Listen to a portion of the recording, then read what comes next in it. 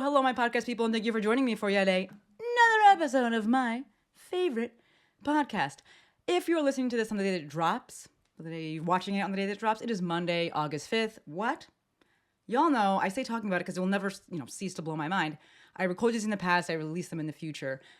As of today, when I'm recording it, it is July 29th. This will release on August 5th, and whenever we cross over months, it's just always like, wow, like the time goes by so fast. So please, folks, enjoy every day. So today we're talking about knowing your role, ROLE, as it relates to both your brand and your business, and quite possibly in life. This episode was inspired. Every time I say that, I kind of think of this episode brought to you by, no. But this episode was inspired by two things. One, a absolutely phenomenal conversation that I had this past weekend. I went out to a very long brunch. It was like 4 hours long. And y'all know I'm very specific, very, what is the word I want to use? Protective over my time. But I went out to brunch. It was phenomenal. The brunch was for Molly Galbraith. I brought her on the podcast before. You know I love her. We will link that in the show notes, that episode in the show notes. Thank you, Courtney. But she's in town for, Girls Gone Strong. She gives them 2 weeks, I think, of the year off, where the whole team is just off, and it happens to coincide with her birthday, one of those weeks. So she was out in Hermosa Beach, which is literally just next door. She was there with her partner, Casey. So she had reached out and was like, hey, do you want to do lunch or brunch or something? And I was like, yes. So we went out to brunch with her partner, Casey. Doc Jen Fitz showed up. Fun surprise. I was like, you can crash this party anytime. I haven't seen Doc Jen in so long, mainly because she lives in Corona Zona. It's too far. But either way. And Lex was there as well. So we're celebrating Molly's 40th birthday. And Casey, Molly's partner, I haven't had much time to actually speak with him. Both he and Molly had never met Lex. So there's just a lot of conversation of getting to know people. Which meant a lot of questions, right? Casey's actually a very good question asker in general. He's a very just curious man. So those questions really got the wheels spinning. I know he doesn't listen to this or watch this, but thank you, Casey, for those questions that inspired this episode. Second thing that inspired this episode was a post that Lovey shared on Threads that outlined the different roles that exist when it comes to enacting change. I went and scrolled on her Threads feed, and I went through all the little parts of it, and the repost section and the replies section, and I couldn't find it. I'm kind of annoyed about that, but suffice to say that it takes all kinds, right? When we're working on enacting change, when we're working on doing anything, it takes all kinds. And also, you do not need to be all kinds, right? To that end, it's very helpful to identify what you do best. As it relates to, enacting change and what Lovey was speaking about, we can think of the storyteller that mobilizes people, the organizer that brings them together, the builder that actually, builds the tech. And we know that there's been all these meetings on Zoom, 100,000 people on Zoom. That took some tech there, right? But it took someone like Lovey to organize the people. It took someone like Lovey to, be the storyteller, to bring these people together and, bring people in to be speakers for this thing, right? So another example that I was thinking about when I was outlining this is musicals, right? For those of you who don't know, I was not in musicals, but I was in the pit orchestra or pit band for musicals in high school, and I loved it. So when we think of something like that, all the parts are required, not just the main character. Right? Who wrote the thing? Who wrote the play? Who wrote the musical? What about the actual people in the pit orchestra? They're the conductor, the supporting actors, the stage crew, the people who make the sets. I'm sure I've missed a bunch of other people, but I think you get where I'm going here. Right? All types are necessary for this outcome. From a tactical perspective, and relating this to online business, when we're looking to identify what role you are, what part you play, to me, that comes down to, is very analogous, I should say, to identifying what we call your USP or your UVP, right? Your unique selling proposition or your unique value proposition.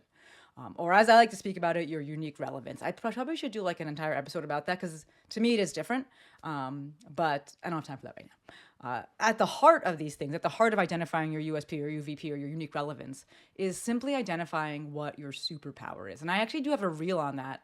We will link that. Thank you, Courtney. It's identifying your superpower and leaning all the way in. To me, a superpower is something that just you can't escape, right? You are born with it. It is wholly you. You can learn things that amplify it, right? But I don't think that you learn a superpower. And that's if you think of superpower as relates to superheroes, it's they're just born with this thing. They learn that they have it, and then they learn to control it or wield it, yield it, right? But you don't just learn the superpower. So to me, we all have that. We all have different things, and maybe you have, more than one. And Lovey speaks about that when she was, put out that list, that you may have more than one role, and that's fine. I just want you to identify that these roles exist and identify which ones you fall into, which typically is going to be based on this unique, I don't want to say unique selling power, but your unique selling proposition, unique relevance, or your superpower, and then leaning all the way in. I intentionally use the word identify when it comes to identifying a superpower or identifying a USP, because to me, this is most easily done retrospectively, meaning you do all the things, you help all the people, you create all the content, and then you look back on it and you're like, what do I notice? What pattern do I notice? What thing comes up the most? Who do I enjoy working with the most? Who do I get the best results for? Right? What actually lights me up? What drains me? What do I not like doing? And from there, we can say, okay, this is likely my superpower. This is my USP. This is something that I'm going to lean all the way into. I spoke earlier that Casey had, the conversation with Casey had inspired this episode because Casey was asking all these questions. And when he was speaking to just me and Lex at one point, Molly was speaking to Jen. And at one point, it was just Casey basically asking questions to me and Lex because he knows that we work together. And then we're also life partners, if you will. These questions really served as such a great mirror. And in that moment, I was like, this is actually a really helpful tool. I'm getting tactical here. He was asking each of us what we believe our superpowers are, asking us what we respect about the other person, asking who we work with, asking how we work together. And to me, one of the most beneficial parts about that, because I could answer all these questions, so could Lex, one of the most beneficial parts about that was hearing the other person's response. So, right, for you, maybe you can't answer these questions yet, but it's still great to be asked them and start thinking about it. One of the things that can be super helpful that I think is often not promoted or talked about is the fact that listening to other people's answers can help you with yours, right?